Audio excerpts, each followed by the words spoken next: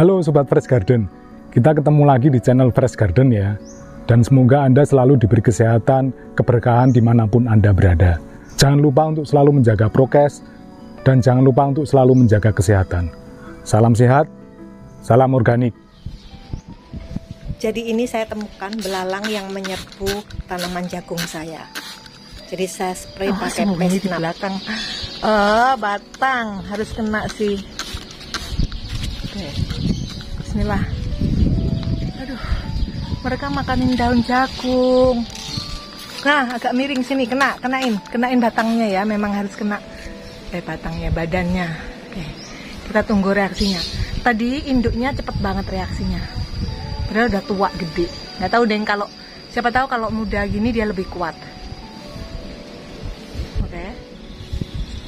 Oke, nah, udah mulai dia. Tuh, udah mulai.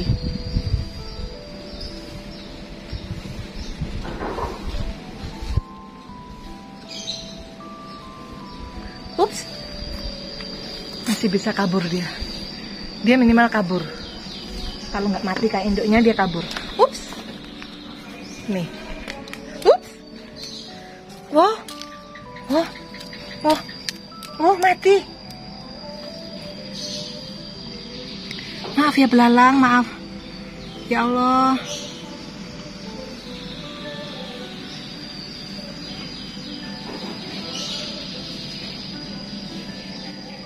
Wow, pesnapnya bener-bener ampuh.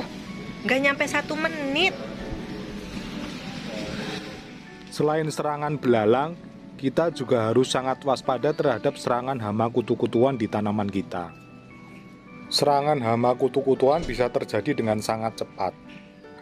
Daunnya tiba-tiba menjadi kering, kerdil, dan terkadang di daunnya muncul juga bercak-bercak kecoklatan.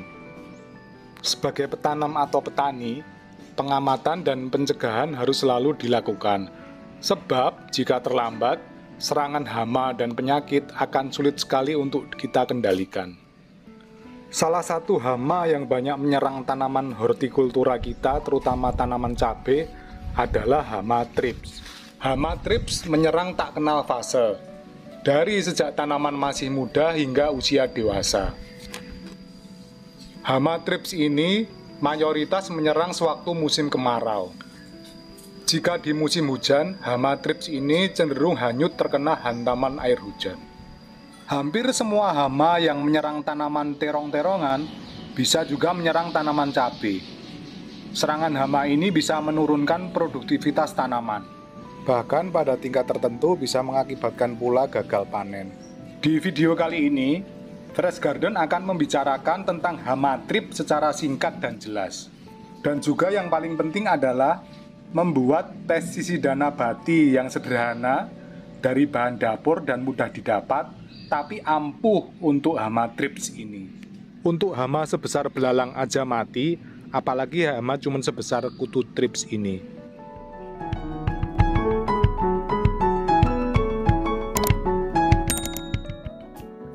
Seperti kata Sun Tzu, pelajarilah musuhmu. Nah, dalam hal ini, kita harus mempelajari musuh kita bersama, yaitu hama thrips. Kita bisa mempelajari tentang hama thrips dari berbagai literatur ilmiah, seperti buku Jadam Pest dan Disease Control ini, juga berbagai pengalaman pribadi di lapangan. Dengan tahu siklus hidup hama thrips ini, kita bisa mengantisipasi serangannya sejak dini. Jangan sampai terlambat mengantisipasi agar tanaman kita tidak hancur dan mengakibatkan gagal panen. Thrips adalah hama yang berukuran kecil dengan panjang sekitar 1 hingga 2 mm. Cara thrips yang membuat tanaman kita mati adalah dengan menghisap cairan atau getah daun, hingga daun menjadi keriting. Warna tubuh hama thrips ini sangat bervariasi, dari warna oranye, kuning, coklat, hingga sampai warna hitam.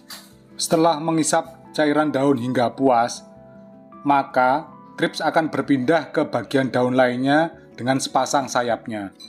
Dengan sepasang sayapnya, maka serangan thrips gampang tersebar luas di lahan.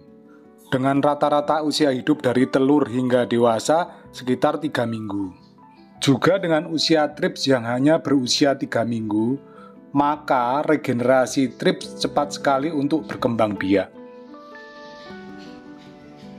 Oke teman-teman, kita langsung ke pembuatan pestisida nabatinya ya. Bahan pertamanya adalah serai. Yang kedua adalah bawang putih. Bahan selanjutnya adalah jeruk nipis sebanyak 3 buah. Bahan yang perlu ditambahkan lagi adalah kunyit. Ini sisa rendaman kunyit yang setiap hari saya minum. Jika Anda mempunyai serumbal, boleh ditambahkan juga. Serumbal juga berfungsi sebagai pencegah serangan hama dan penyakit. Dengan menggunakan bahan-bahan organik, tentunya pestisida nabati ini memiliki kelebihan yang tidak dimiliki pestisida kimia sintetis.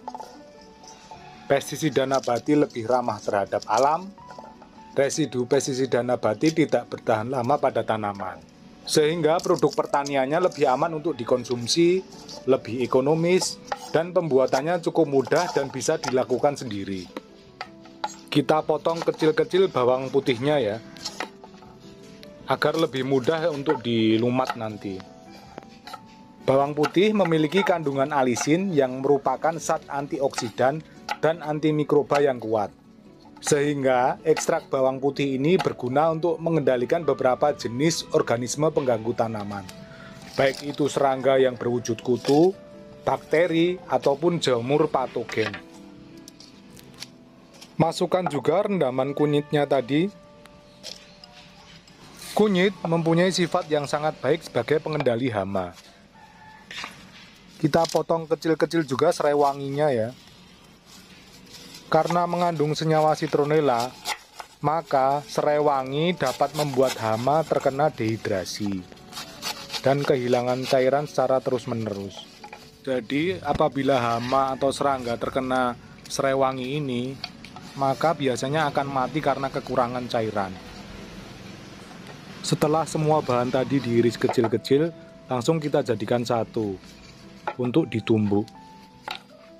Bumbu dapur, selain berguna sebagai bahan rempah-rempah dalam makanan kita, bisa dimanfaatkan juga sebagai penambah imunitas tubuh kita.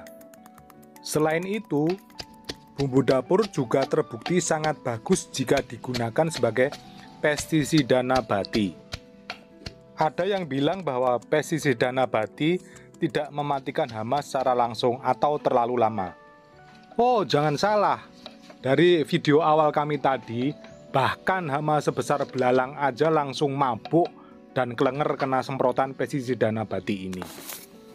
Tak usah ragu dan khawatir dengan pemakaian pestisida nabati ini. Mau dipakai berapa banyak pun, tidak akan ada efeknya terhadap kesehatan tubuh kita. Berbeda dengan pestisida kimia yang berbahaya. Untuk sekedar menyemprot pun, kita harus memakai pakaian khusus dengan sarung tangan lengkap. Bayangkan, itu hasil panen dengan disemprot bahan beracun seperti itu, lalu hasil panenan itu kita makan. Maka tak usah khawatir dengan pemakaian pestisida nabati. Dijamin pasti sehat. Langkah selanjutnya, iris 3 buah jeruk nipis tadi dalam potongan kecil-kecil. Peras airnya ke dalam ramuan tadi. Ampas jeruk nipisnya juga dimasukkan semua aja. Seperti serai wangi, jeruk nipis juga mengandung senyawa citronella yang sangat tidak disukai hama. Di samping itu juga bisa membuat hama gampang dehidrasi. Sebagai langkah terakhir adalah ditambahkan serumbal sebanyak 1/3 sendok teh. Selain untuk mempercepat proses fermentasi, serumbal juga sangat bagus untuk mencegah serangan hama dan penyakit. Kita campur serumbal dan larutan tadi, lalu diaduk hingga tercampur secara merata. Kita tutup toplesnya, lalu disimpan di tempat yang teduh dalam suhu kamar dan tak terkena sinar matahari. Proses fermentasi pestisida nabati ini minimal dilakukan dalam 1 kali 24 jam. Ini setelah saya fermentasi selama 2 hari. Baunya terasa sangat segar. Ya karena itu tadi, karena bahannya bumbu dapur dan dicampur dengan perasan air jeruk. Seger menurut panca indera kita, tapi jika hama atau serangga mencium bau ini atau terkena campuran larutan ini pasti akan kelenger dan mabuk. Lama-lama juga akan mati. Dan untuk pengaplikasiannya mudah saja kok.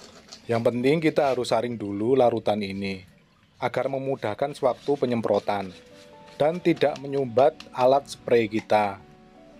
Dosis aplikasinya adalah 1:10. Jadi misalnya pestisida nabati ini volumenya adalah 100 ml, maka air yang ditambahkan adalah sejumlah 1 liter. Oh ya, jangan lupa sewaktu penyemprotan ditambahkan sabun deterjen cuci piring sebagai bahan perekat pesnapnya agar sewaktu penyemprotan lebih efisien dan efektif. Untuk pencegahan, penyemprotan bisa dilakukan seminggu 1 kali. Tapi jika tanaman sudah terserang hama, penyemprotan dilakukan secara kontinu selama 3 hari berturut-turut sampai hamanya menghilang. Kenakan hamanya yang di belakang daun ya, jangan lupa. Hama belalang, hama ulet.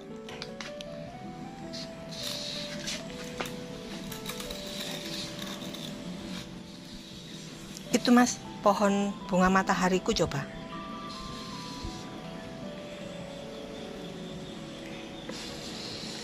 Ada yang bikin rumah kok di pohonnya orang. Nyebelin banget sih, ya ampun. Terima kasih telah menonton video kami ini hingga selesai, dan semoga video kami bermanfaat.